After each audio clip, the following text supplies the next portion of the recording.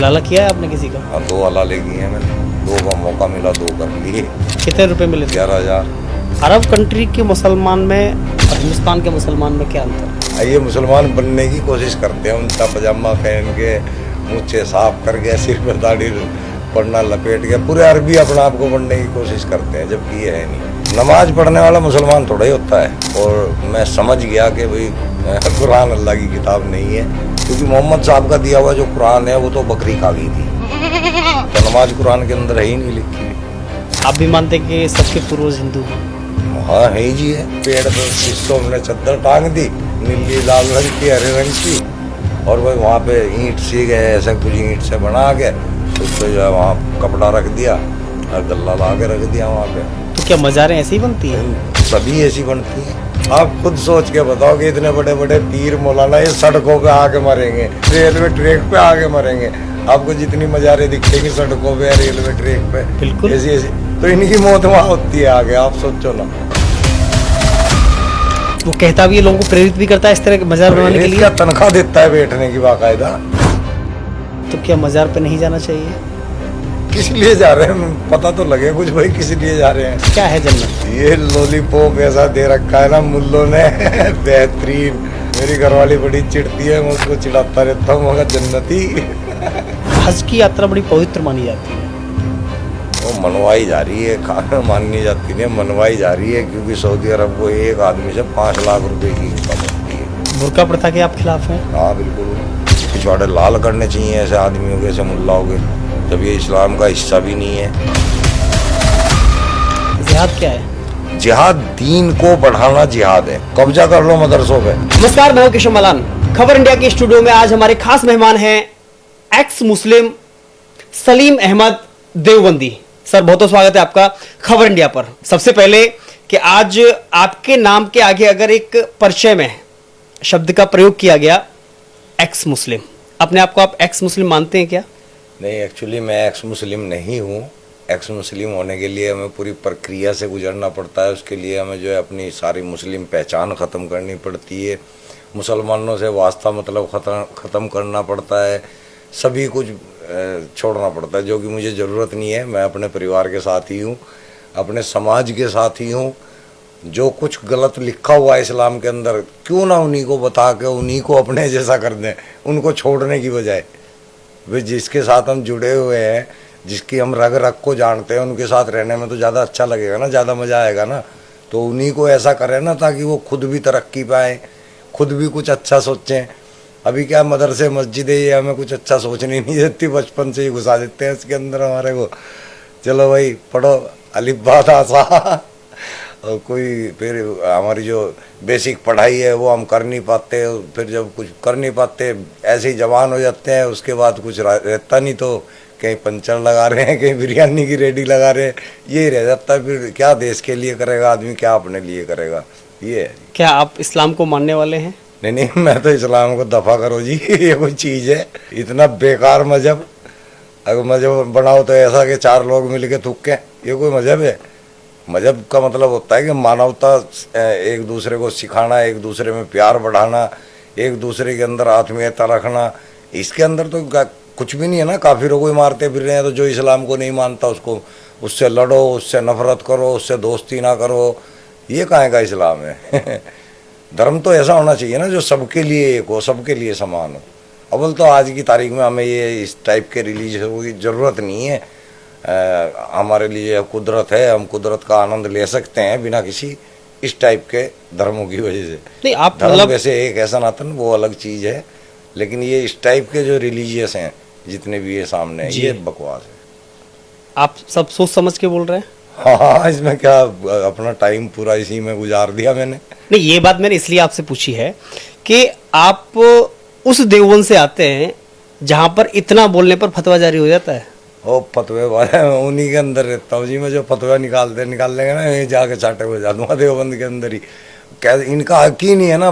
फतवा निकलना नहीं जाता, फतवा मांगने पे दिया जाता है। यानी कि अपने आप फतवा देने का क्या मतलब है? क्या चीज़? तुम अल्लाह में आओ जो अपना आप फतवा देते फिर रहे हो? ये फतवा मांगने की चीज़ है। यानी कि अगर हम कोई काम करना चाह रहे हैं और हम ये पूछना चाह रहे हैं किसी आलिम से क्या ये काम इस्लाम के नज़रिए से सही है या गलत है, उस बारे में जो है मौलवी फतवे दे सकते हैं, उसको फतावा बोलते हैं कि हाँ भाई आप जो है इस्लाम के नज़रिए से ये काम इस तरह से कर सकते हैं। यानी कि सिर्फ नॉलेज देने का काम है, फतवे निकालने का इनकी क्या मतलब है, इनका कोई मतलब ही नहीं बनता है। जो ये किसी को हमारे खिलाफ निकाल के दे दिखाएं, हम उसी टाइम रेल बनावेंगे ना, तू है क्या जो तू फतवा निकाल देगा किसी के लिए, है क्या चीज़? आप जब तो इस्लाम आप, ही नहीं कहता नहीं, नहीं, फतवा। आप तो स्वयं देवबंदी है ना। हाँ हाँ आप स्वयं देवबंदी हैं और देवबंद सबसे बड़ा गढ़ माना जाता है देवबंदियों का। हाँ हाँ। तो फिर उस पर यकीन क्यों नहीं है उसके फतवे पर? यकीन, फतवा देवबंदी ये मुल्लों के फतवे से थोड़ा ही इस्लाम चलता है, इस्लाम अलग है जी। ये तो मुल्लों का इस्लाम है, जो देवबंदी चल रहे हैं ना, ये मुल्लों का अपना अलग से इस्लाम है। सही इस्लाम क्या है फिर? सही इस्लाम तो जो, हालांकि वो भी सही नहीं है, लेकिन जो सही इस्लाम है वो कुरान है। जी। और कुरान के अंदर ही आप इतनी चीज़ें देख लोगे कि आज पता लग जाएगा कि इसकी ज़रूरत इस टाइम है नहीं है दुनिया के अंदर। ये जो मुल्ले फतावे दे दे के नई नई बातें निकाल के लाते हैं ना कि ये भी हराम है, ये भी बुरा है, ये भी फलाना है, ये भी डिमका है, ये सब अपनी तरफ से करते हैं और अपनी ऐसो आराम उसी फतवे के पीछे करते हैं।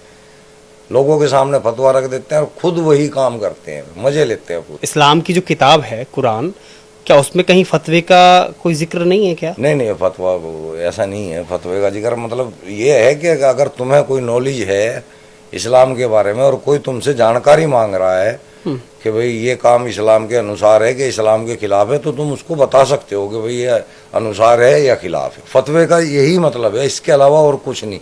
ये फतवा नहीं है कि आज के बाद कोई इसके साथ ऐसे नहीं करेगा, आज के बाद इसकी बायकाट करती है, ये फतवे नहीं है। ये जबरदस्ती की गुंडागर्दी है, दादागिरी है। आप करके दिखाओ ना, अब सरकार ऐसी है ना, आप करके दिखाओ गुंडागर्दी दादागिरी, और हम जैसों के साथ करके दिखाओ। अनजान जिनको पता नहीं होता, इस्लाम की जानकारी नहीं होती, उसके खिलाफ निकाल देंगे फतवा, उसको चोर कह देंगे, चोर बिरादरी का चोर बना देते हैं उसको, कि फिर उससे कोई बिरादरी वाला रिश्ता नहीं रखेगा, कोई मतलब नहीं रखेगा, शादी ब्याह में नहीं बुलाएंगे, मतलब उसको चोर बोल देते हैं। पर हमारे जैसे आदमी को नहीं बोल सकते, क्योंकि इनको पता है कि ये एक एक लाइन जानते हैं, आगे पकड़ लेंगे। आपके खिलाफ कभी फतवा जारी हुआ कोई? नहीं हुआ, ना हो सकता, गारंटी देता हूँ, आप भी देख लेना। या आप धमकी जितना दे रहे मर्जी हैं? बोल देंगे हम। ये धमकी दे रहे हैं आप? धमकी क्या है, हम आजाद देश के अंदर रहते हैं। ये हम तो सच की तबलीग कर रहे हैं ना, रेफरेंस के साथ। अगर हम अब कोई गलत काम करेंगे, गलत बात बोल लेंगे, अपनी तरफ से कोई इस्लाम को बदनाम करेंगे जी, तो हमारे सामने सैकड़ों आदमी खड़े हो जाएंगे आगे के, तो भाई इस्लाम को बदनाम कर रहा है। हम तो वो बात कहेंगे जो इस्लाम के अंदर लिखी हुई है और वो गलत है, और रेफरेंस के साथ कहेंगे, विदाउट रेफरेंस कुछ भी नहीं। तो कौन खड़ा होगा? अभी तक तो कोई आया नहीं। इतने बड़ी बड़ी डिबेट कर चुका हूँ, मैं भी बहुत कर चुका हूँ। बड़े बड़े जो देखने में आलिम कहलाते हैं, वो हंसी का पात्र बन के जाते हैं हमारे पास से। फिर तो आप 5 वक्त के नमाजी नहीं है? अब 5 वक्त का, आधे वक्त के भी नहीं, नमाजी का मतलब ही नहीं है जी। जब हमें पता लग गया कि ये अल्लाह की किताब, आप नमाज नहीं पढ़ते हैं ना, तो किसकी इबादत करते हैं आप? नमाज पढ़ने वाला मुसलमान थोड़ा ही होता है कि भाई नमाज पढ़ेगा वो मुसलमान होता है। नमाज कुरान के अंदर है ही नहीं लिखी हुई। तो कहाँ से आ गई? ये सब मुल्लों ने फैला रखी है हदीसों में। तो ये तो सऊदी अरब में भी नमाज होती है। हाँ, तो वहां से भी अजान होती है। वहाँ भी तो इंसान ही है। पहले जो है 3 देवियाँ होती थी मोहम्मद साहब के आने से पहले जी।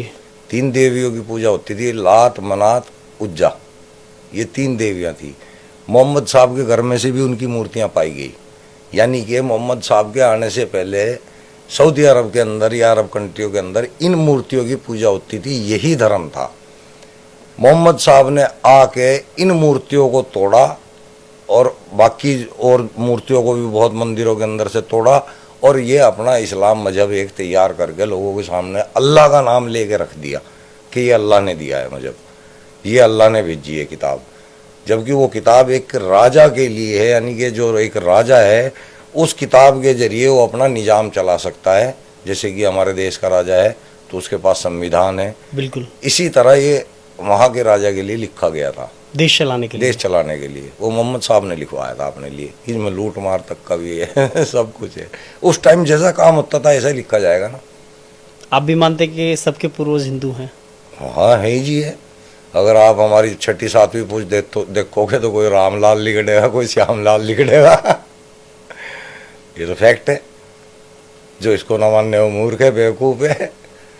यहाँ पे तो कोई मुस्लिम था ही नहीं ना, बाहर से आक्रांता आए और वो आक्रांता उन्होंने यहाँ के लोगों को जो है तब्दील किया, कुछ मार काट के, कुछ जो है डरा के और नकली जो है मिट्टी मिट्टी बातें इस्लाम की बता के लोगों को अपनी साइड करते चले गए। इस तरह मजहब फैलता चला गया, अब ये सिमटता जा रहा है। नहीं, बार बार अगर इस्लाम पर जब बहस होती है कि इस्लाम इतना विस्तार क्यों ले रहा है, आज 57-58 देशों में अगर इस्लाम है, इस्लामिक कंट्री हैं, तो उनका कहना होता है, जो मौलवी होते हैं या जो बड़े लोग होते हैं मुस्लिम समाज के, उनका मानना होता है कि आज लोग अपना रहे हैं और इतनी बड़ी संख्या में तभी तो देश बनते जा रहे हैं। फिर वही बात आ जाती है ना कि बड़ी संख्या या तेजी से फैलने को आदमी सोचते हैं कि ये अच्छी बात है, अच्छी चीज़ है, तेजी से फैल रही है, बड़ी संख्या में फैल रही है। चेचक भी तेजी से फैल रहा था, कोरोना भी तेजी से फैल रहा था और बहुत तेजी से फैल रहा था और सारे देशों में फैल रहा था। वो अच्छा थोड़ा ही है ना। तो गंदी चीज़ बहुत तेजी से फैलती है, जो अच्छाई होगी ना वो जल्दी नहीं फैलेगी। आप कोई भी गंदी हैबिट होगी ना, उसको पब्लिक में डाल दो, इतनी तेजी से कैच करेंगे ना उसको, और कोई अच्छाई डाल दो उससे दूर भागेंगे। ये हमारा जो है स्क्रिप्चर कुछ इसी टाइप का है इंसानों का। अभी आपने एक चर्चा की अरब कंट्री की, शुरुआत वहां से हुई इस्लाम की। अरब कंट्री के मुसलमान में और हिंदुस्तान के मुसलमान में क्या अंतर है? हिंदुस्तान का तो मुसलमान है ही नहीं मुसलमान। आप किसी भी सऊदी अरब का भी इंटरव्यू में किसी कोई फंस जाए आपको सऊदी का आदमी, उससे पूछना कि भाई क्या इंडिया पाकिस्तान के लोग मुसलमान हैं, तो वो यही कहेगा कि नहीं, ये लोग मुसलमान नहीं है, ये मुसलमान बनने की कोशिश करते हैं। ऊंचा पजामा पहन के, मुझे साफ करके, सिर पे दाढ़ी पढ़ना लपेट के, पूरे अरबी अपना आप को बनने की कोशिश करते हैं, जबकि ये है नहीं। अरब का मुसलमान इनको मुसलमान नहीं मानता और ये बच्चे बच्चे को पता है, अखबारों तक में आ चुका है। सऊदी अरब के जो अखबार है उनमें भी ये निकल चुका है, प्रिंस ने अपने मुंह से कह दिया है। और भी आती रहती है बात, वहाँ के लोग भी जो यहाँ के लोग वहाँ पे गए हुए हैं वो भी सुनते हैं, उन्हें भी ये बात आती है उनके सामने भी कि हाँ भाई वाकई में ये लोग हमें मुसलमान नहीं मानते, और हैं भी नहीं, क्योंकि कुरान केवल अरब लोगों के लिए लिखा गया था।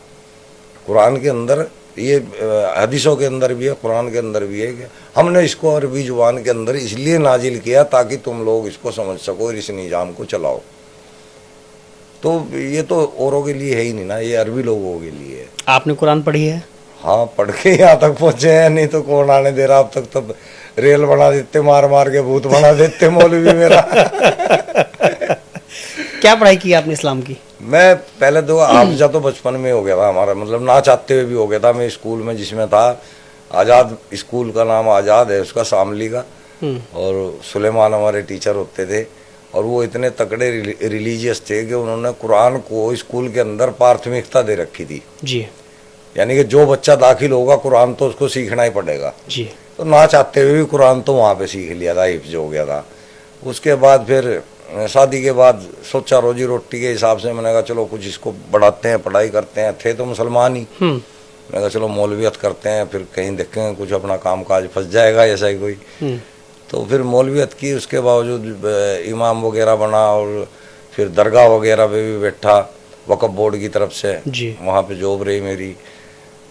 वहाँ पे रह के थोड़ा सा मतलब कुछ घटनाएं ऐसी घटी थी जिसकी वजह से मेरा ध्यान इन बातों की तरफ गया और मैं समझ गया कि भाई कुरान अल्लाह की किताब नहीं है।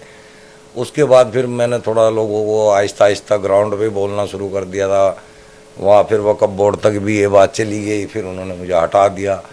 तो मेरा दिल तो वैसे ही नहीं था, हट तो मैं अंदर से ही चुका था इन चीज़ों से जी।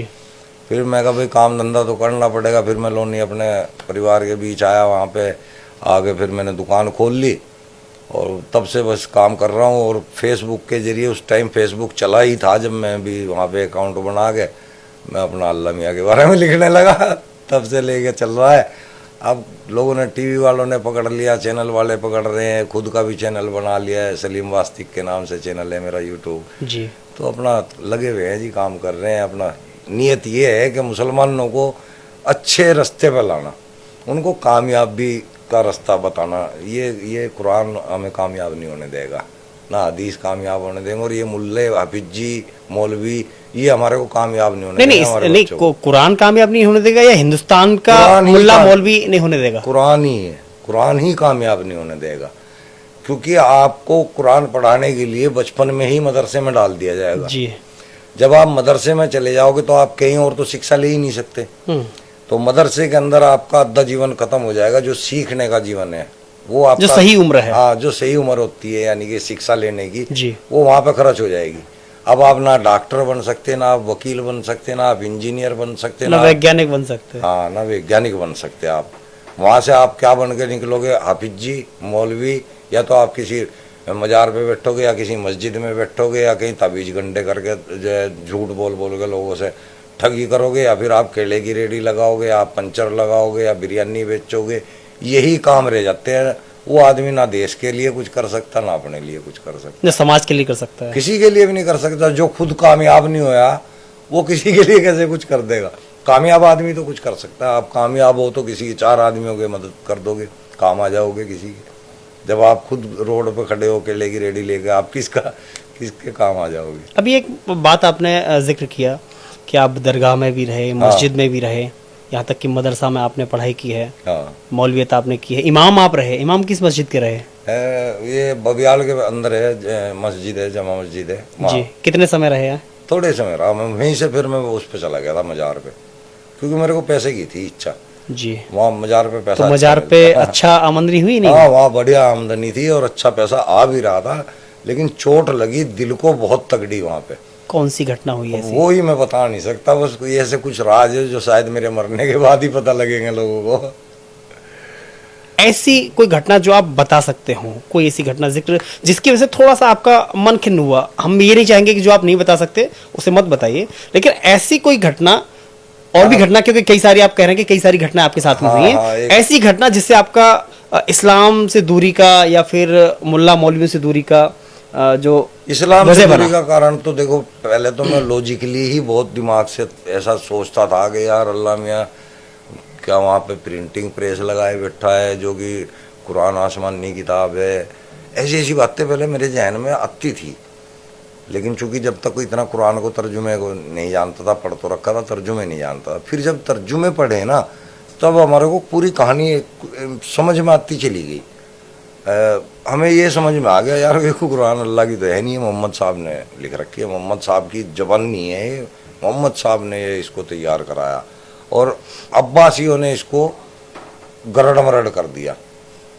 क्योंकि मोहम्मद साहब का दिया हुआ जो कुरान है वो तो बकरी खा गई थी आधे से ज़्यादा। वो हजरत आयशा नीचे तकिया रख के सोई हुई थी, बकरी आई वो खा गई। तो उस्मान गनी के जो तीसरे खलीफा हैं, उनके हाथ जो कुरान की कुछ वो बची थी वो लेके उन्होंने फिर बाकी कुरान तैयार करा। ये तीसरे खलीफा का काम है उस्मान गनी का। उसमें कुछ सच है तो कुछ, हाँ, अपनी तरफ से है मैक्सिमम। अब आप ये बताइए, अगर कोई पैगंबर हो या देवता हो या कोई बहुत बेहतरीन शख्स हो जी, तो उसके बारे में हमें गलत गलत बातें थोड़ा ही मिल जाएंगी लिखी हुई, हमें तो अच्छी मिलनी चाहिए ना। तो हमारे जो हदीस है ना, हदीस के अंदर मोहम्मद साहब का करैक्टर इतना गंदा दिखा दिया है, उनको पीडीफोलिया दिखा रखा है, उनको बच्चों के साथ सेक्स करने वाला दिखा रखा है हदीसों के अंदर। ये मैं बता ही देता हूँ, एक एक बात बताऊंगा और उसका रेफरेंस दूंगा तो अच्छा रहेगा। जैसे कि सही बुखारी 1285 है जी, सही बुखारी एक ऑथेंटिक हदीस है। उसके अंदर ये बात दिखा रखी है कि उम्मे कुलसूम जो उनकी बेटी थी वो मरी हुई कब्र के अंदर पड़ी थी। तो मोहम्मद साहब ने खड़े होकर पूछा, भाई कल रात से जिसने अपनी बीवी के साथ सेक्स ना किया हो वो आदमी कब्र के नीचे उतरे। भाई ऐसा क्या काम कराना चाह रहे थे मोहम्मद साहब एक रात के रुके हुए बंदे से जो उसको कब्र में उतार रहे थे? भाई तुम किसी पाक आदमी को पूछ लो, कोई पाक हो ना पाक हो, बता दो, वो नीचे उतर जाओ। जो वजू से हो वो नीचे आ जाओ। वो पूछ रहे हैं कौन कल रात का रुका हुआ है जिसने अपनी बीवी के साथ सेक्स ना किया हो, वो नीचे उतर जाओ। तो ये कितनी गंदी बात है, ये हदीस के अंदर लिखी हुई है। मोहम्मद साहब ने कुत्तों को मारने के आदेश दे दिए, काले कुत्तों को मार दो, है ना। तो ये ऐसी ऐसी हदीस से दे रखी हैं। मोहम्मद साहब एक 1.5 साल की बच्ची जो किसी साहबी के घर में गए तो वो वहाँ फर्श पे घूम रही थी, उसका नाम उम्मे हबीबा था बच्ची का, 1.5 साल की उम्र थी उसकी। उसको देख के कह रहे हैं कि भाई काश जब वो ये बच्ची जवान होगी और मैं जिंदा रहा तो मैं इससे निकाह करूँगा, शादी करूँगा। यार एक 58 साल का आदमी एक 1.5 साल की बच्ची में ऐसी बात कैसे सोच सकता है? कितनी गंदी बात है ये। 1.5 साल की बच्ची को देख के तो प्यार आता है, उसको गोद में खिलाने को दिल करता है, उसमें तो पोते पोतियों वाली फीलिंग आती है, गले लगाने का मन होता है बच्चे को। उसको कहाँ उसकी नज़र जा रही कि वो उसको कह रहा कि भाई मैं इससे निकाह करूँगा अगर ये जवान होगी? कहाँ किस जगह पे उसकी नज़र जा रही थी उस बच्ची की? यार ये पैगंबर है? पैगंबर ऐसा कैसे हो सकता है कि 12-12 शादियाँ कर रहा है, 12-12 निकाह कर रहा है, जिसमें 6 साल की बच्ची भी शामिल है? भाई उसको तो ऐसे एग्जाम्पल देने चाहिए थे ना लोगों के सामने के जो कि उसको महान बताते। तो ये 12 शादियाँ कैसे महान है?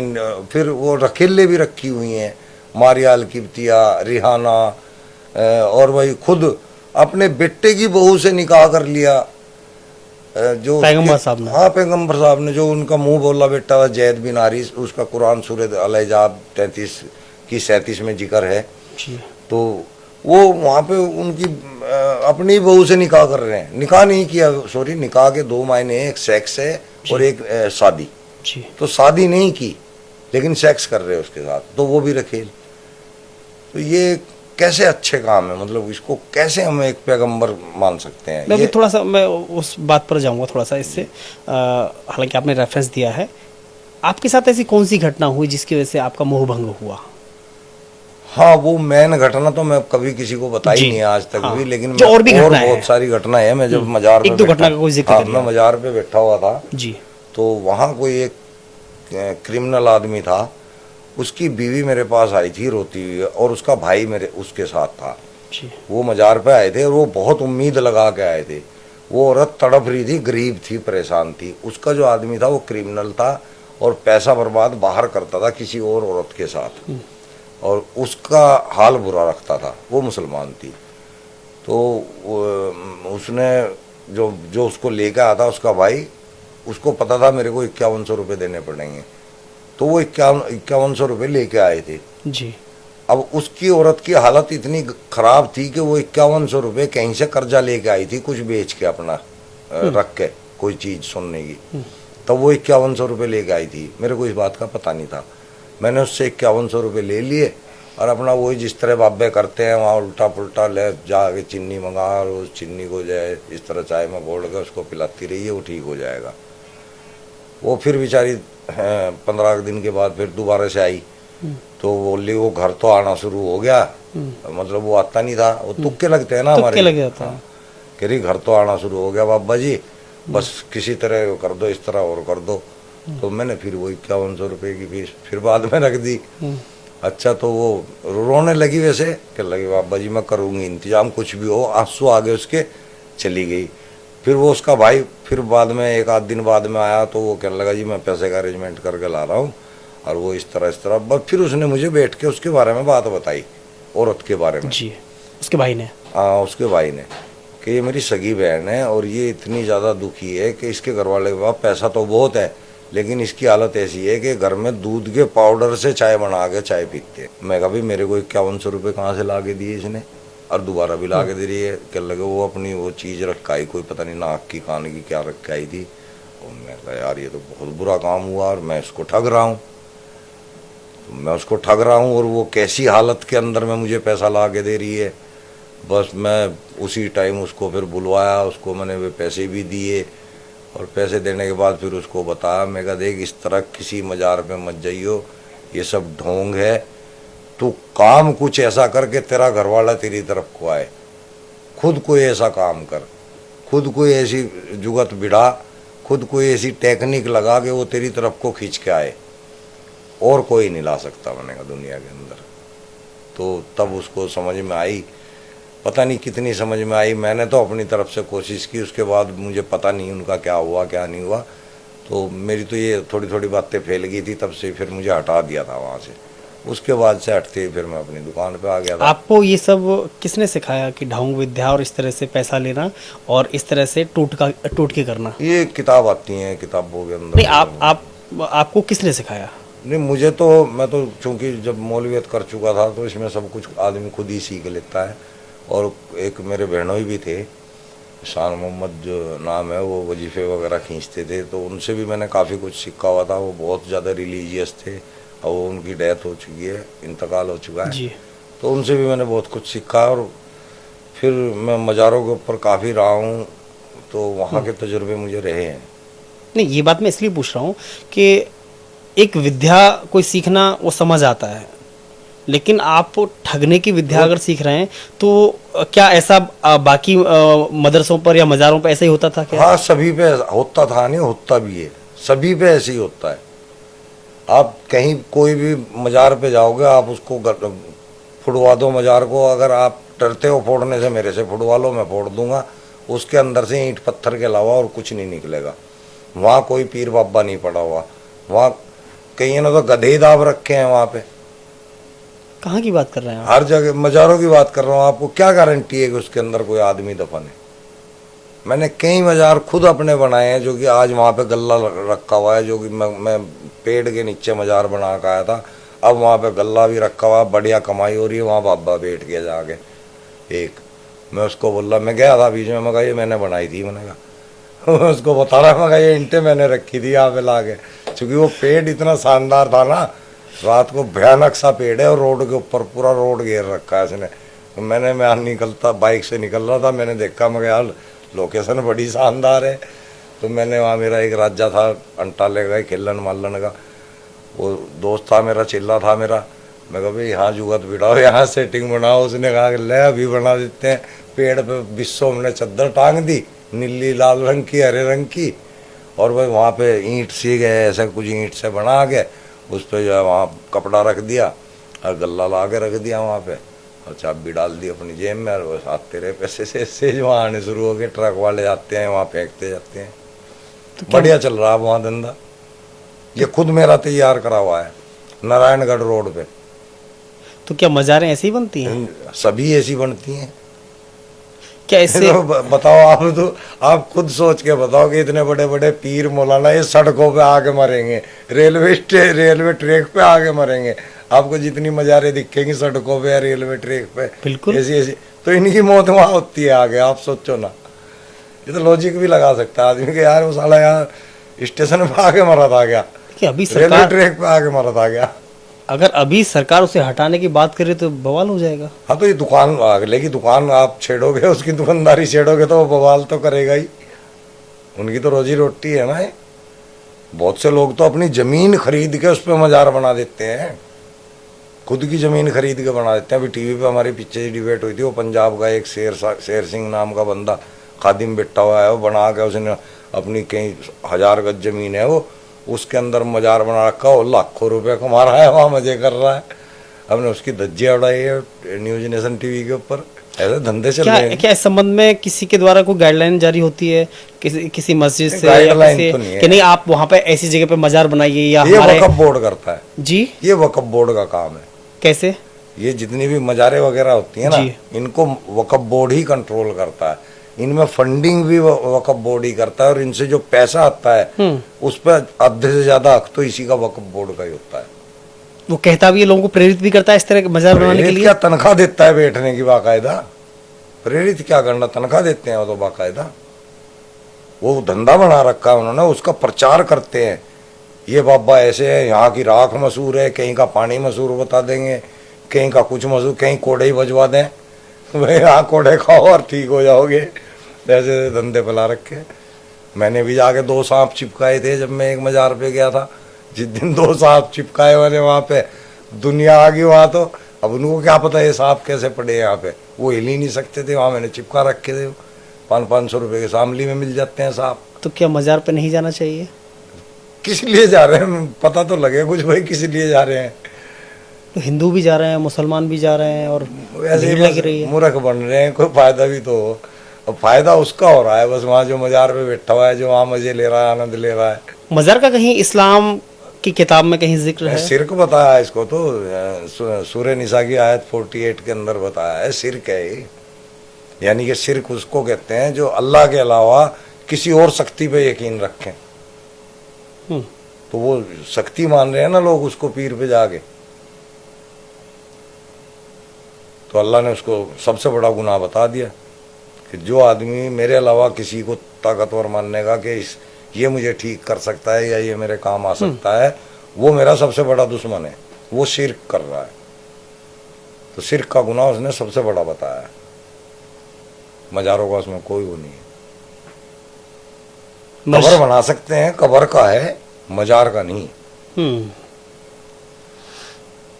ऐसे तो मतलब मजार तो आप काबे को भी कह सकते हैं, वो भी मजार ही है जी। तो ये कबर है, यानी कि पक्की नहीं बनानी है, कच्ची बनानी है। उसकी जो जहां दफन किया है उसकी मिट्टी कच्ची रहनी चाहिए, लेकिन काबा बाहर से पक्का है। तो इसी तरह और तरज पे अगर मान लो और भी हैं तो वो भी मजार ऐसे ही हैं। बहुत मजार हैं ऐसे जिन जो अंदर से कच्चे हैं और बाकी ऊपर से पक्के बने हुए हैं। आप हंस गए कभी? नहीं, मेरा पासपोर्ट ही नहीं बना। कभी जाने की इच्छा है? थी, अब तो नहीं है। अब बावला हूँ मैं जो 5-6 लाख रुपए खर्च करूँगा, सऊदी अरब को अमीर बनाऊंगा, अपने देश का नुकसान करूँगा, अपने देश का पैसा वहाँ भेजूँगा। मैं तो ये चाहता हूँ कि सभी देशों का पैसा हमारे देश में आ जाए, हम सबसे अमीर लोग हो जाए। मैं कोई ऐसा काम नहीं चाहता कि किसी और देश में पैसा जाए। हम तो अपने देश की सोचेंगे जी, अपने देश के लिए। आपके परिवार से कोई हज के लिए गया हो? भतीजे जा रहे हैं मेरे। आप इस तरह की बात करते हो तो आपके परिवार में आपका विरोध नहीं होता? विरोध नहीं होता, मजाक होती है, तफरी होती है, बहुत तफरी करते हैं हम। मेरी घरवाली बड़ी चिढ़ती है, मैं उसको चिढ़ाता रहता हूँ, मगर जन्नती। लेकिन वो भी ऐसे ही है, मतलब ठीक है, मुसलमान है। रोजा रखते हैं वो? नहीं, ऐसे आपके बच्चे, बीवी बच्चे रोजा रखते हैं? ऐसे ही है, फर्जी है। एक आधा रख लिया शौक में, पहला रोजा, दूसरा रोजा रख लिया, फिर खत्म मामला, फिर हो लिया, चलो भाई ठीक है। इतने है, मेरे पूरे खानदान वाले ऐसे ही हैं। कुछ लोग हैं जो पुराने हैं, वो ज़्यादा रिलीजियस हैं, लंबी लंबी दाढ़ी रख के बैठे हुए हैं, 5-5, 7-7 टाइम की नमाज पढ़ते हैं। कुछ लोग हैं, पर उन्हें भी मेरे से कोई नाराजगी नहीं। लेकिन आप देखने में कहीं से भी ऐसा कोई पहनावा या फिर आपकी दाढ़ी, मूछ, बाल या टोपी, ऐसा कोई पहनावा नहीं है जिससे कि पहचान की जा सके आप मुस्लिम हैं? पहले तो था। पहले था, अब नहीं है? नहीं, पहले तो दाढ़ी, जब मैं रहा तब तो दाढ़ी थी। और बचपन में भी मतलब कोई ऐसा मैं दाढ़ी वाड़ी रखी नहीं, सिर्फ मैंने इमामत के टाइम पे दाढ़ी रखी है, यानी कि 5-6 साल उसी टाइम रखी है। उसके अलावा मैंने दाढ़ी नहीं रखी। अब तो कोई ऐसे पहनावे से नहीं पहचानेगा कोई, आप मौलवी रहे हैं? अब तो लौंडा सा लगूं। उस टाइम तो बहुत बुरा लगता था, सरकंडा सा, सलवार कमीज, ऊंचा पजामा। लेकिन खतना तो आपका भी हुआ है। हाँ, बताओ, जो चीज़ जिस टाइम हमारे कोई जोर नहीं चल रहा था उस टाइम क्या कर सकते थे। अब तो मेरा बस चलता है, तो मैं, मेरा पोता होएगा, मैं उसकी भी ना होने दूं। खतना नहीं होने देंगे? अब मैं तो कोशिश ही करूँगा कि क्यों करवा रहे हो, लेकिन अकेले की चलेगी नहीं, क्योंकि बाकी परिवार जो है रिलीजियस है। समझा ही सकते हैं, लड़ना बेकार है। हाँ। लड़ना बेकार है। बाकी खतना का कोई ऐसा मुझे लगता भी नहीं कि भाई इतना बड़ा मैटर नहीं है, और खतना से मुसलमान का संबंध भी नहीं है, क्योंकि कुरान के अंदर खतना नहीं है। एक अभी बीच में अभी आपकी जुबान से एक शब्द निकला, जन्नत, हाँ। जो आपने अभी अपने बेगम के लिए इस्तेमाल किया। बहुत बार इसका जिक्र होता है, और ख़ास तौर पे चाहे वो शिक्षित हो या अशिक्षित हो, रेडी वाला हो, पटरी वाला हो, मतलब मुसलमान कोई भी हो, वो जन्नत का ख्वाब देखता है। क्या है जन्नत? क्या है जन्नत? ये लॉलीपॉप ऐसा दे रखा है ना मुल्लों ने, बेहतरीन, अच्छे इसमें फंसे हुए हैं, अच्छे फंसे हुए हैं। जन्नत में शहद की नदियाँ मिलेंगी, जन्नत में अल्लाह तुम्हें अपने हाथों से शराब पिलाएगा।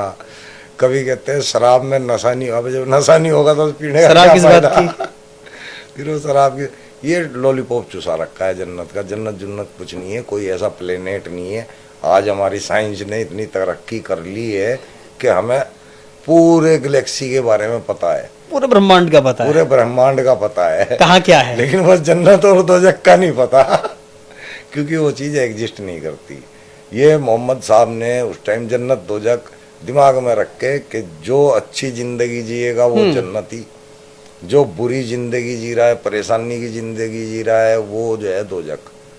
ये हमें कुरान के अंदर से भी समझ में यही आता है। 72 हूरों का कॉन्सेप्ट क्या है? और अल्लाह मियाँ ने अलग से वो जो है थोड़ा सा इनाम रख रखा। अब बताओ यार, ये एक अल्लाह मियाँ कैसा अल्लाह मियाँ है जो अपनी कौम को लालच दे के कह रहा है कि तुम अच्छे काम करो, और वो भी अच्छे नहीं है, मतलब काफिरों को मारो, है ना, जक़ात फितरा दो तो सिर्फ मुसलमानों को दो, है, हिंदू तो टट्टी के बराबर है, इंसान है ही नहीं है। ये मतलब कॉन्सेप्ट समझ में नहीं आता। ये पता लगता है कि भाई मोहम्मद साहब की जितनी उस टाइम अकल थी उसने अपना काम कर दिया, नहीं तो ये फालतू की बकवास है। आपको 72 हुर्रे नहीं चाहिए? 72 हुर्रे कहीं नहीं है जी, ये लॉलीपॉप ही है बस, बकवासबाजी कर रखी है। कोई 72 हुर्रे कहीं नहीं है। अल्लाह मियाँ को और कुछ नहीं सूझा, तो उन्होंने देखा उस टाइम जो है अरब के अंदर सेक्स का ज़्यादा था, तो वहाँ पे इस चीज़ को नेमत मानते थे बस, तो 72 हुर्रे दे दी। अल्लाह मियाँ को 72 से ज़्यादा गिनती नहीं आती थी, ज़्यादातर 70 माओ से ज़्यादा प्यार करता है, 70-72 की गिनती आती है उसको। एक दिन 70 साल का होगा, 70 गुना तुम्हारे को सवाब देगा, 70 माओ से ज़्यादा प्यार करने वाला है, 7-7 आसमान है, मतलब 7-70 की गिनती आती है, इसके अलावा 7 का अंक 786 786 ऐसे है लोग। हमारे इस्लाम को बहुत बुरा ढसार दिया है, अब ज्यादा ढसार दिया है। जो आज के मौलवी आ रहे हैं ना, ये और इसको ढसारते जा रहे हैं, बिल्कुल ही खत्म होता है। जो सही इस्लाम है वो नहीं आ रहा है। सही इस्लाम पे तो कोई है ही नहीं ना, हिंदुस्तान का मुसलमान कोई, शायद अरब के अंदर कोई हो तो हो, मैं तो कह नहीं सकता। नहीं, सही इस्लाम नहीं आ रहा है, इस्लाम ही सही नहीं है। ये दोनों ही बात सही है जो आपने कही ना। एक तो सही इस्लाम नहीं आ रहा है, यानी कि जो कुरान का इस्लाम है वो इस्लाम मुसलमानों में है ही नहीं है। हाँ। अब ये बात करते हैं क्या कुरान का इस्लाम सही है? कुरान का इस्लाम बिल्कुल भी नहीं सही है। वो हम लोगों को पता है, वो आम लोगों को नहीं पता है। वो केवल जो इस्लाम को छोड़ चुके हैं, पढ़ के समझ के, उनको पता है। और मुसलमान, सच्ची पूछो ना, मुसलमान सही है भारत का। मैं पाकिस्तान के या तालिबान के या और इन लोगों के मुसलमान की बात नहीं कर रहा। भारत का मुसलमान सही है। वो इसलिए सही रह गया क्योंकि उसको अरेबिक तर्जुमे नहीं आते हैं, उसको अरेबिक लैंग्वेज नहीं आती है, इसलिए वो इस्लाम को सही से फॉलो नहीं कर पाता है। सिर्फ जो उसको सिखाया गया बड़े बुड्ढों द्वारा वो अपना चुपचाप करे जाता है, नहीं तो उसके अंदर मानवता है ना। लेकिन आप अगर पाकिस्तान या तालिबान या ये जो कंट्रियां ज़्यादा रिलीजियस हैं इस्लाम के अंदर, यहाँ आप देखोगे तो ये बहुत गंदे लोग हैं, ये बर्बर लोग हैं। कह सकते नहीं, आप देख रहे हैं, आप तो न्यूज़ चैनल चलाते हैं तो आप खुद ज़्यादा देखते हैं, वहाँ की खबरें आप लोगों तक आती है, किस तरह मार काट करते हैं, किस तरह रिलीजियस के नाम पर। हाँ, हज की यात्रा बड़ी पवित्र मानी जाती है। वो मनवाई जा रही है, माननी जाती नहीं, मनवाई जा रही है, क्योंकि सऊदी अरब को एक आदमी से 5 लाख रुपए की इनकम होती है एक हज में। तो वो तो जानबूझ के ऐसे प्रचार करेगा कि लोग वहाँ पे आए आस्था के नाम पर। हाँ, वो जबरदस्ती आस्था बिठा रहा है ना वो लोग। अब तो खैर प्रिंस ने तो कम कर दिया, खत्म करने लग रहा है। और यहाँ के पागल लोग अभी भी इस बात को समझ नहीं रहे कि भाई जब वो वहाँ का राजा हो गए, वहाँ इस्लाम ख़त्म कर रहा है, तो तुम काहे को मुसलमान बनते फिर रहे हो? वो खुद ख़त्म कर रहा है, कुरान के खिलाफ काम कर रहा है सारे। उसने जो है बुर्का ख़त्म करवा दिया, तो नकाब का हुक्म है, उसके खिलाफ चला गया। उसने शराब वहाँ पे स्टार्ट कर दी। शराब इस्लाम के अंदर हराम है, बिल्कुल कुरान के अंदर हराम है। सूरह निसा की आयत है, उसके अंदर हराम है, लेकिन उसने वहाँ ओपन करा दिया। कुरान के अंदर म्यूजिक हराम है, डांस करना हराम है, गाने गाना हराम है, उसने वहाँ पे सब कुछ चालू करा दिया। सिनेमा हॉल चालू करा दिए, वहाँ पे जुआ खेलना हराम है कुरान के अंदर, है ना। उसने वहाँ जुए घर बना दिए हैं। औरत का मतलब बिल्कुल बिंदास कर दिया वहाँ उसने सबको लोगों को। पिछले 1 साल 2 साल की हम बात करें तो एक विवादित कई सारे वीडियोस सोशल मीडिया पर आए जो कि हज यात्रा से आए, जहाँ पर इतनी पवित्र जगह पर मुस्लिम महिलाओं के साथ में जो बदतमीजियाँ हुई हैं, जो अभद्रता हुई है, जो अश्लीलता हुई है, के अंदर ही इस्लाम नहीं है, यानी कि वो खुद भी इस्लाम को एक्सेप्ट नहीं कर रहे हैं। और इस्लाम के अंदर औरत की इज्जत है भी नहीं है। औरत को तो एक खेती बता दिया गया है इस्लाम के अंदर। औरत की ना तो औकात इस ज़मीन पे है और ना ही औरत की औकात आखरत के अंदर अल्लाह ने बयान की है कोई। वहाँ पे भी औरत को सिर्फ जो है अपने आदमी के लिए जो 72 उरे मिलेंगी, उनकी टाइमिंग फिक्स करनी है औरत को, उनकी सरदार बनेगी वो, उसके अलावा उसका जन्नत में कोई काम नहीं है। और यहाँ पे भी जब तक रहेगी, अब पर्दे के अंदर रहेगी, अपने आदमी की इजाज़त के बगैर कहीं जा नहीं सकती, आ नहीं सकती, बेटी होगी तो बिना इजाज़त के कुछ कर नहीं सकती, सुंदर कपड़े नहीं पहन के बाहर घूम सकती, है ना, बिना पर्दे के बाहर नहीं निकल सकती, अपनी मर्जी से शादी नहीं कर सकती, हक ही नहीं है। गवाही उनकी आधी बता दी है, औकात उनकी आधी बता दी है। तो कह रहे हैं हम इतना सम्मान देते हैं कि उसकी आंखें भी नजर ना आए, कहाँ किसी सम्मान देते को हैं? बुर्का और पर्दा इतना रखा जाता ये है। सम्मान है कि मतलब मैं आपको कह दूं कि भाई आप जो है अपना सब कुछ ढक के जाना, यहाँ कोई आपको लड़की पकड़ ना ले, ये कोई सम्मान है? सम्मान तो है जा तैयार हो के निकल के जा, मुझे गर्व है तेरे पे कि तू मेरे साथ रहेगी। बुर्का प्रथा के आप खिलाफ हैं? हाँ बिल्कुल हूँ, हलाला के बहुत तगड़ा खिलाफ हूँ। हलाला किया है आपने किसी का? हाँ 2 हलाले किए हैं मैंने, जब मजार पे था 2 हलाले किए हैं, 2 का मौका मिला 2 कर लिए। कितने रुपए मिले थे? 11,000। एक से या दोनों से? एक से 11,000 लगातार ही किए थे मैंने, कोई 2-3 महीने के ये अंदर। फीस थी आपकी? हाँ उस टाइम तो मैं ज़्यादा समझ रहा था इस फीस को। हलाला के नाम पर दूसरी महिला के साथ में संबंध बनाने में आपको नहीं शर्म की नहीं, शर्म नहीं आई? नहीं, इसमें कोई शर्म की बात नहीं, ये तो हमारे इस्लाम के अंदर है ना। कुरान 230 सूरह बकरा की 230 नंबर आए थे, वहाँ पे इसका जिक्र है हलाला करने का। तो उसी का प्रोसेस हमने पूरा किया है, तो हमने तो एक रिलीजियस काम किया है उस टाइम। अगर आज आपको हलाला करने के लिए बोला जाए, करेंगे आप? आज मैं उल्टा हो जाऊंगा, मना कर दूंगा और ये कहूंगा कि बेटे तू क्यों इस धंधे में पड़ रही है, जहाँ अपना अगर घर वाले के साथ रहना है रह, किसी इस्लाम को मत मान। तलाक साले ने दे दी, कोई बात नहीं, गलती से निकल गई उसके मुंह से निकल जाने, जाके उसके साथ रहे, कोई समस्या नहीं है। हाँ और क्या समस्या है, कुछ भी नहीं है। देखिए इसी तीन तलाक पर जब कानून बनाती है सरकार, तो पूरे देश में मतलब उसका विरोध होता है। खास तौर पर असदुद्दीन ओवैसी मुस्लिम पर्सनल लॉ बोर्ड जैसे विरोध करते हैं। ये गलत करते हैं ना। 3 तलाक का क्या मतलब बनता है भाई? तो अगर किसी ने मान लो तलाक दे भी दिया और उनका आपस में दोबारा से दिल कर रहा है रहने का, तो तुम उसके सामने इतनी भयंकर शर्त क्यों रख रहे हो? दूसरे के सामने तुम उसकी बीवी को गिरवा रहे हो। इच्छा हो या ना हो फिर उसको जाना ही पड़ेगा। ये औरत को भी तुम जो है दागदार कर रहे हो, एक औरत को भी। और फिर कह रहे हो महिलाओं का सम्मान हम, फिर तुम कह रहे हो कि हम महिलाओं का सम्मान करते हैं। ये काहे का सम्मान है भाई? अगर बंदे ने गलती कर दी है, बंदे ने तलाक दे दी है, तो उसका चबूतरा चौड़ा करवाओ ना, औरत का क्यों करवा रहे हो? सरकार ने 3 तलाक कानून बना के ठीक किया। हाँ बिल्कुल बेहतरीन चीज की है, हम तो सपोर्ट करते हैं। जो भी काम अच्छा होगा उसको सपोर्ट करना चाहिए। और इससे कोई भी मुसलमान औरत खड़ी होकर बता दो कि अच्छी बात है कि नहीं है, खिलाफ अगर बोल लेगी तो इसका मतलब वो बेवकूफ़ औरत है, क्योंकि 3 तलाक का मसला औरत के ही फायदे का है। सही बात है भाई। आदमी तो 2 मिनट में कह देता है तलाक तलाक तलाक। अब भुगतेगा उसको कौन? वो बेचारी औरत, चाहे इधर से हाँ चाहे उधर से। अच्छा ये तो देखो, ये तो होगी ये बात।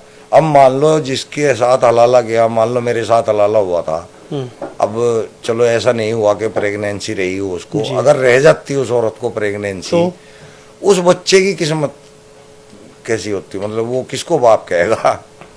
मेरे को कहेगा, उसको कहेगा, वो तो एक नाजायज ही हो गया ना। उसकी क्या गलती है?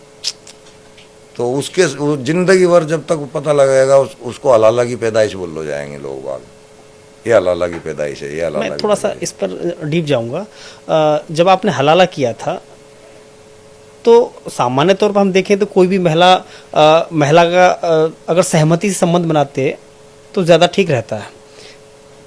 अगर उसने हलाला कराया तो उस समय उसके चेहरे के भाव क्या थे, मतलब क्या कहेंगे आप? अब वो मुझे तो उस टाइम साफ दिख रहा था कि भाई ज़रूरत है, लेकिन शारीरिक संबंध बनाए बगैर हलाला भी पूरा नहीं होता। तो उसने भी स्वेच्छा से ही अपने आप को, उसको पता था कि ये प्रक्रिया करनी पड़ेगी, तो उसने मतलब कोई नाराजगी तो मुझे लगी नहीं, लेकिन मजबूरी तो दिखती है। नाराजगी तो नहीं लगी, और अगर नाराजगी लग जाए तो वो हलाला भी पूरा नहीं होता। यानी कि उसको कहीं से ये शो भी नहीं होने देना कि भाई मैं मजबूर हो के ये काम कर रही हूँ। खुशी से करना है ये काम, तभी स्वीकार होगा। तभी ये हलाला पूरा कंप्लीट माना जाएगा। इसकी तफासीर है पूरी 230 की, सूरह बकरा की 230 की अगर तफासीर में जाएंगे तो वहाँ ये बात लिखी हुई है कि जब आप उस आदमी के साथ संपर्क बनाएंगे तो वो सच्चे दिल से बनेगा। एक नहीं कई घटनाओं में, थोड़ा सा हम आखिरी पड़ाव पर चलेंगे, कई घटनाओं में जब से मोदी सरकार आई है बार बार जिक्र किया जाता है मुसलमानों के द्वारा कि यह सरकार मुसलमानों के खिलाफ में है, और कई ऐसे डिसीजन की वो चर्चा करती है, जिसमें से 3 तलाक एक अहम है, दूसरा बाबरी मस्जिद को लेकर के जो डिसीजन राम मंदिर का जो आया था, तीसरा CA NRC को लेकर के जो आया था, और चौथा भी वक्फ बोर्ड को लेकर के। क्या मानना है आपका? इनमें कोई सा भी मुझे नहीं लगता कि कहीं से भी मुसलमानों को कोई नुकसान है। अब आप ये दूसरी जो पार्टियां होती हैं ना, ये बीजेपी के खिलाफ जो है काम करती हैं उस टाइम। अब जैसे CA NRC, इसके बारे में मुसलमानों को क्या कहा गया था कि तुम लोगों के कागज चेक करे जाएंगे, बाहर कर दिया जाएगा, इस बहाने से तुम लोगों को बाहर कर दिया जाएगा, तुम्हारे पास कागज है नहीं है पुराने, और तुम सबको जो है देश से बाहर जेल में डाल फेंक दिया जाएगा। इस तरह जो है उनका विचारों की हवा टाइट कर दी जी। आज तक किसके चेक हुए हिंदू या मुस्लिम कोई भी बता दो भाई, किसके चेक हुए हैं कागज आज तक? नहीं हुए ना। बिल्कुल। वक्फ जो बिल है, इसके संशोधन के अंदर एक भी बात ऐसी नहीं है जो मुसलमानों के खिलाफ जारी हो। संशोधन हुए हैं, उसमें ये रखा गया है कि कोई भी आदमी, बाहरी आदमी भी उसके अंदर जो है बोर्ड का सदस्य बन सकता है। क्या बुरी बात है इसमें? अगर एक आप लोगों की जमीन की रेख देख करने के लिए कोई और भी शामिल होना चाह रहा है तो क्या दिक्कत है? फैसला अकेला तो वो लेगा नहीं, फैसला तो पूरा बोर्ड मिलके ले। मैं तो कह रहा हूँ ना, हमें भी शामिल करें बल्कि बोर्ड में एक आदमी एक्स मुस्लिम को जरूर शामिल रखे हर इलाके में। ये भी नया कानून होना चाहिए। हाँ, ये होना चाहिए कि हर बोर्ड के अंदर एक सदस्य एक्स मुस्लिम होना चाहिए। फिर देखो कोई गड़बड़ी कर ही नहीं पाएगा, हो ही नहीं सकती। फिर ये सारी जमीनें सही जगह जाएंगी, वक्फ बोर्ड का सारा पैसा मुल्लों की दाढ़ियों में से निकाल लेंगे पकड़ पकड़ के, वो सारा देश के और देश की जनता के काम आएगा। फिर जो ये अपनी ऑडी कार ले घूम रहे हैं ना, BMW ले घूम रहे हैं मुल्ले, 1 फुट की दाढ़ी रख के पहन के लोगों का बेवकूफ बना रहे हैं, सब पैसे खींच लेंगे फिर पकड़ के। राम मंदिर के फैसले पर असदुद्दीन ओवैसी आज भी कहते हैं बाबरी शहीद है, इंशाअल्लाह कयामत तक शहीद रहेगी। क्या शहीद है? बाबरी में कितने लोग नमाज पढ़ने जाते थे, वो खंडर बना रखा था। जमीन से मतलब है इनको, मस्जिद से कोई मस्जिद इतनी पड़ी है खाली पड़ी रहती हैं, और जुमे के दिन ये आके ड्रामे दिखाते हैं सड़कों पे आके, हैं ऐसे खाली पड़ी रहती हैं। आप किसी मस्जिद में 5 टाइम जा खड़े होके देख लेना कि अंदर की पहली सफ भी पूरी नहीं हो पाती। 15-20 आदमी मस्जिदों के अंदर, आगे देखना 15-20 भी नहीं रहने के। हमारे जैसे आदमी लगे हुए इसी काम में। एक और बात कही जाती है, अभी हाल ही में ये लंबा विवाद चला जब जुमे की नमाज के दिन, उसी दिन होली थी, जुमा वाले दिन, तो इसमें एक विषय आया कि जुमे की नमाज घर से स्वीकार नहीं होती है। क्या ऐसा है? मस्जिद से ही स्वीकार होगी? देखो, मस्जिदों का तो जिक्र कुरान के अंदर है ही नहीं है। आप किसी भी इदारे, जितने भी ये इदारे हैं ना, ये इदारे मदरसे को बोलते हैं, ये यहीं से मस्जिदों का फैलाव हुआ है। नहीं तो मस्जिदों का जिक्र कुरान के अंदर है ही नहीं है। किसी भी जगह आप इकट्ठे होकर जमात के साथ नमाज पढ़ सकते हैं, जरूर नहीं मस्जिद में की। नहीं, मस्जिद का तो जिक्र ही नहीं है कि तुम मस्जिदें बनाओ, उसके ऊपर लाउड स्पीकर लगाओ, वहां से तुम अजाने दो, वहां तुम पब्लिक को बुलाओ, ऐसा ही नहीं है। आप किसी भी जगह साफ जगह पे कपड़ा डाल के नमाज पढ़ सकते हैं इकट्ठे होके। ये जो नमाज है ना, ये मैं उनके लिए बता रहा हूँ जो नमाज पढ़ते हैं जी। हमें तो ये पता है कि नमाज का जिक्र कुरान के अंदर है ही नहीं है, ना नमाज का है ना मस्जिद का है, सलात का जिक्र है। सलात मुसलमान जो है नमाज को सलात समझता है, सलात नमाज नहीं है। वो क्या होता है? सलात एक पूरे निजाम को, प्रक्रिया को कहा गया, पूरे कुरान के अंदर जो शिक्षा लिखी हुई है ना, उस पे कायम रहने को सलात कहा गया है कि ये इबादत है। हमें अपने जीवन के अंदर रोजाना ये 2 टाइम सलात पे ध्यान देना है, सुबह और शाम। एक सुबह और एक शाम, 2 टाइम की सलात का हुक्म है। और सलात कायम करना उसको कहते हैं जैसे कि मेडिटेशन करना, जैसे कि ध्यान मग्न होना, अपने दिन के बारे में, शुरुआत करने के बारे में सोचना सुबह की नमाज में। और शाम को हमने पूरे दिन क्या क्या किया है उसके बारे में क्या सोचना। गलत हुआ, क्या सही हुआ। हाँ, ये सलात है। सुबह भी जो कहते हैं ना, अस्सलातु खैरुल मिनन नौम, नमाज ये बोल रहे हैं नमाज नींद से बेहतर है। हम बोलते हैं कि सलात नींद से बेहतर है ना। हाँ। ये नाम बदल दिया इन्होंने, सलात नींद से बेहतर है। क्या कहते हैं हम, क्यों कहते हैं कि आओ अब दिन शुरू हो गया और बढ़िया टाइम से अपने जीवन की शुरुआत करो, ये है सलात। लेकिन लाउड स्पीकर को लेकर के तो यूपी में बहुत सारा विवाद हुआ, और जब योगी आदित्यनाथ जी ने एक आदेश पारित किया कि तेज आवाज में लाउड स्पीकर नहीं बजेंगे, और अगर अतिरिक्त लाउड स्पीकर हैं तो उनको उतरवाया जाएगा। जब ये एक्शन हुआ और जब लाउड स्पीकर उतारे गए या जो ज्यादा आवाज दे रहे थे उनको कम वॉल्यूम कम किया गया, तो इस पर भी विवाद हुआ। तो लाउड स्पीकर का क्या? लाउड स्पीकर, अब ये बात हो जाती है कि भाई तू रेफरेंस क्यों नहीं बता, मुझे अब इस वक्त वो रेफरेंस याद नहीं है। सही बुखारी की ही हदीस है, उसके अंदर ये हराम है माइक, यानी कि लाउड स्पीकर। हाँ, ये म्यूजिक सिस्टम है जी। तो म्यूजिक हराम है, आप इसको लगा ही नहीं सकते। आप डायरेक्ट अजान अपनी जब खुद की आवाज से दीवार पे या किसी ऊंची जगह पे खड़े होके ऊंची आवाज में अजान दे सकते जहां तक जा सके, जहां तक जा सके। इसके ऊपर माइक के ऊपर देने को नहीं है, ये म्यूजिक सिस्टम है। म्यूजिक तो वैसे ही हराम है। यहाँ तो जैसे ही 5 बजे बांसुरी चारों भी हराम है, अगर हम बांसुरी भी बजाते हैं वो भी हराम है। तो ये तो इससे साउंड ही तो आ रही है ना। जी। लेकिन यहाँ तो अगर 5 बज गए घड़ी के अजान देनी है तो पूरे इलाके में शोरगुल हो जाता है। हाँ, वो अपना डंका पीटने के चक्कर में करते हैं कि भाई लोगों को ज़्यादा से ज़्यादा हम ये दिखा दें कि भाई हाँ हमारे में दम है, हम जो है इस तरह चिंखेंगे इसके ऊपर, माइकों के ऊपर।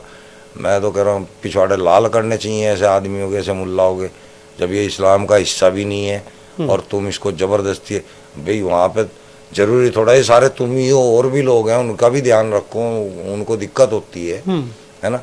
तुम्हारा घर किसी मंदिर के आस पास हो जाए, वहां से जब आरती आती है तुम्हारे को भी तंगी होती है ना जी।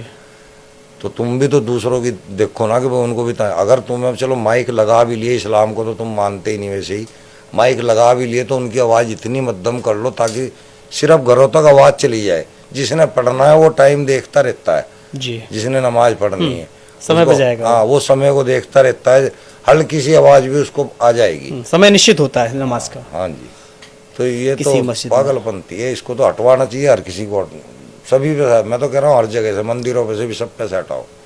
नहीं, उस समय भी डिस्टर्ब हुआ था करते कि चाहे वो मंदिर हो मस्जिद हो, जहाँ ज्यादा लगे हुए हैं या उनका लाउड स्पीकर ज्यादा है और मतलब आवाज ज्यादा है तो कम कराई किसी जाए। जरूरी वो सूचना मंदिरों के से लिए भी- इस्तेमाल हाँ, होनी चाहिए ये बिल्कुल, चीज, बिल्कुल, ठीक है। बहुत जरूरी अभी एक सूचना। विषय चल रहा है, मुद्दा जो गरमाया हुआ है, वक्फ बोर्ड। क्या मानते हैं, वक्फ बोर्ड से मुसलमानों को क्या मिला आज तक?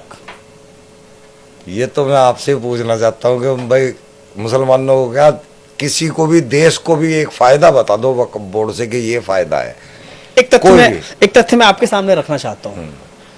हिंदुस्तान में तीसरे नंबर की जमीन सबसे ज्यादा वक्फ बोर्ड के पास है। एग्री। ओके, लेकिन नमाज होगी तो सड़क पर हो रही है आज हिंदुस्तान में। अगर झुग्गी झोपड़ियां अवैध रूप से मुसलमानों लगाई हैं तो वो रोड पर हैं, सड़कों के किनारे हैं, अवैध जगह पर हैं। Correct. आज मज़ारें सबसे ज्यादा हैं तो वो सड़कों के किनारे हैं हाँ। या अवैध जगह पर हैं। सबसे ज्यादा मस्जिदें आज तोड़ी जो जा रही हैं, चाहे यूपी की बात हो, उत्तराखंड की बात हो, दिल्ली की बात हो, रोड के किनारे या फिर अवैध स्थानों पर हैं। जमीन सबसे ज्यादा वक्फ बोर्ड के पास, और जितने मदरसा हो, ईदगाह हो, मस्जिद हो या मजार हो या फिर नमाज पढ़ने की बात हो, सब रोड पर हो रहे हैं। मेरे भाई मुसलमानों, इसको समझ लो, ये वक्फ बोर्ड किसी मुसलमान के काम का नहीं है। ये देखो, कब्रिस्तानों की ज़मीन ने तुम्हारी, मस्जिदों की ज़मीन ने तुम्हारी, मदरसों की ज़मीन ने तुम्हारी, वक्फ बोर्ड का क्या मतलब है उस पर कब्जा करने का? और वक्फ बोर्ड इन मस्जिदों, जितनी भी ये इतनी जगह, करोड़ों अरबों रुपए की जगह है, कितने गरीब मुसलमान हैं जो धक्के खाते फिर रहे हैं। भाई साहब ने अभी बताया कि भाई रहने को घर नहीं है उनके पास। कभी किसी वक्फ बोर्ड वालों ने किसी गरीब को घर दिया? किसी गरीब के घर जो है 2 टाइम का अनाज भिजवाया? किसी गरीब को 10 रुपये से मदद की है? वक्फ बोर्ड कभी नहीं करता जी, कोई भी ऐसा मानवता का काम। ये केवल फंड जितना भी आता है, बड़े बड़े जो ये मुफ्ती हैं इसके, और जो इसको बोलते हैं मुतवल्लियों के पास पैसा जाता है, वो ऐश कर रहे हैं, मौज कर रहे हैं। आप जितने भी बोर्ड मेंबर हैं सबको देख लो, सारे ऐश कर रहे हैं, और किसी मुसलमान को इसका एक रत्ती भर भी फायदा नहीं। और मुसलमान फौरन इनके पीछे चल देंगे बीड़ी इकट्ठी करके।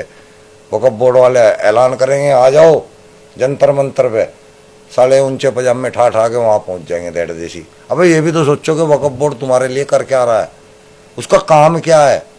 छीनो ना इनसे अपनी ज़मीन, इनसे अपनी संपत्ति छीनो। जितना पैसा वक़्फ़ बोर्ड के पास है, मुसलमान का बच्चा बच्चा अमीर हो जाएगा। मैं तो मुसलमानों के फायदे की बात कर रहा, हिंदुओं का तो यहाँ कोई नाम भी नहीं है। कर दो काम, इस काम को पकड़ लो, वक़्फ़ बोर्ड को घेर दो, इसको इनको हर आदमी जितने भी मुसलमान है बेघर, चढ़ जाओ छाती पे को, ये ज़मीन हमारी है, हमारे बाप दादा की, छोड़ दो, लेके हटो। जितना पैसा वक़्फ़ बोर्ड के पास है छीन लो सारे मुसलमान, ये सब तुम्हारा हक है, ले लो। ठीक है। अब मैं एक सवाल पर आता हूँ, क्योंकि आप उत्तर प्रदेश से आते हैं, यूपी के मुखिया योगी आदित्यनाथ हैं। जब से उनकी सरकार आई है तब से बार बार 2-3 चीज़ों पर फोकस करके ये कहा जाता है कि योगी सरकार मुसलमानों के खिलाफ है। चाहे वो बुलडोजर नीति की बात हो, चाहे वो अतीक एनकाउंटर की बात, अतीक की जो हत्या हुई, और चाहे वो आपके मुख्तार अंसारी की बात हो। बहुत सारे एनकाउंटर हुए हैं अपराधियों के, या पत्थरबाजों पर कार्रवाई की बात हो, सार्वजनिक पोस्टर लगाने की बात हो। कहा जाता है कि योगी आदित्यनाथ मुसलमानों के खिलाफ फैसले लेते हैं और मुसलमानों के विरुद्ध हैं। चाहे वो नवरात्रि में मीट की शॉप बंद करने की बात हो। क्या मानते हैं आप, योगी को मुसलमानों के खिलाफ मानते हैं, या फिर जो उन्होंने एक्शन लिए जो वो मुसलमानों के खिलाफ हैं? जो मानते हैं ना खिलाफ, उनको मैं उन्हीं से बात कहना चाहता हूँ जी। मुख्तार अंसारी का रिकॉर्ड देख लो, वो एक नंबर का क्रिमिनल था, बहुत भयंकर क्रिमिनल। इसी तरह ये दूसरा जो आपने बताया अतीक, इसका आप रिकॉर्ड देख लो, ये सरगना था जी। ये जितने भी एनकाउंटर हुए हैं ना, ये बुरे आदमियों के हुए हैं, और ये लोग मुसलमानों के अंदर बैठ के अपने आप को, यानी कि उनका कुछ लोगों का भला करके अपना आप को क्राइम से सेफ रख रहे थे, बचना चाह रहे थे। ऐसा थोड़ा ही होगा भाई, जो क्रिमिनल होगा उसको तो सजा मिलेगी मिलेगी। और ये मुसलमानों के अंदर हेड बने हुए थे, और उस हेड बनने के पीछे अपने 100 बुरे काम निकाल, रहनुमा बने हुए थे। हाँ, रहनुमा बन के 100 अपने बुरे काम निकाल रहे थे। तो ये तो बकवास बात है, और ऐसा हमने तो योगी जी को कोई देखा नहीं है कि भाई मुस्लिमों के खिलाफ कोई काम ऐसा किया हो। उनके उत्तर प्रदेश के अंदर में ज़्यादातर मुस्लिम ही हैं जी, और मज़े कर रहे हैं। हाँ, गुंडों का जरूर बोलती बंद हो रही है। जो गुंडे हैं ना, और जो इकट्ठे होकर अपना आपको बदमाश बनते हैं, ज़्यादातर मुस्लिम हैं, ज़्यादातर मुस्लिम ही हैं। तो उन्हीं का इलाज होएगा। अगर हिंदू होते तो उनका करता अगला। जब मुस्लिम कर रहे हैं ऐसी हरकत, तो इलाज तो करेगा भाई। बुलडोजर सही चल रहा है, बेहतरीन। मैं तो चाहता हूँ और तेजी से आ जाए इनको। ये फिर ऐसी हरकत कर नहीं पाएंगे। ये जो जिहादी दिमाग के हैं ना, ये जो पत्थरबाजी करते हैं, हिंदुओं के साथ उल्टी सीधी हरकत करते हैं, या एक्स मुस्लिमों को मारने के लिए फिरते हैं, इनके साथ होना चाहिए। और इन्हीं पे नहीं बुलडोजर, इनके जितने भी और रिश्तेदार हैं ना, उन पे भी फिरना चाहिए। सालों की खोपड़ी उनकी भी ऐसी है, अभी खून है। फिर अभी आपने जिक्र किया जिहादी मानसिकता। हाँ, जिहाद क्या है? जिहाद दीन को बढ़ाना जिहाद है। जिहाद तो खैर इसको कहते हैं कोशिश को जी, लेकिन दीन के अंदर एक ही जिहाद है कि अपने दीन को काबिज करो पूरी दुनिया पर। लेकिन आज कैसे जिहाद फैलाया जा रहा है? बस अलग अलग जिहाद चल रहे हैं, लव जिहाद चल रहे हैं, आतंकवाद जिहाद चल रहा है, सब तरह के जिहाद, लैंड जिहाद भी चल रहा है। हाँ, जमीन जिहाद। तो वो वक्फ बोर्ड के जरिए चल रहा है, उसका तो पूरी कमांड वक्फ बोर्ड के हाथ में है, जो लैंड जिहाद है। वक्फ बोर्ड तो सरकार बेवकूफ है, मैं तो कह रहा हूँ। मैं तो बहुत बुरी बात लगेगी सरकार को, लगती रहे, लेकिन जो चीज किसी भी इंसान के फायदे की नहीं है उसको स्वीकृति देना तो मूर्खता है। खत्म कर दो वक्फ बोर्ड।